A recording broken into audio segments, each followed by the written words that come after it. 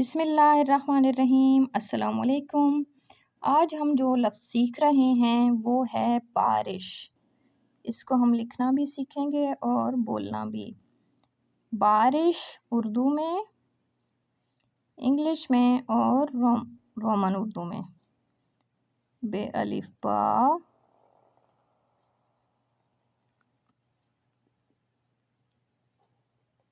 रे शीन, बे अलिफ बा, रे शीन रिश, बारिश। रोमन में हम लिखते हैं अपने इंग्लिश स्पीकर स्टूडेंट्स के लिए, और जो लोग रोमन चैटिंग नहीं लिख सकते रोमन उर्दू में, उनके लिए वो भी आराम से सीख सकते हैं। प्रैक्टिस करके कमेंट में भेजिए और दोस्तों के साथ शेयर कीजिए। रेन इंग्लिश में क्या है? रेन,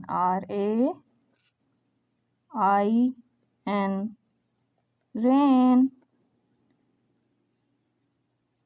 शुक्रिया, अल्लाह हाफिज़।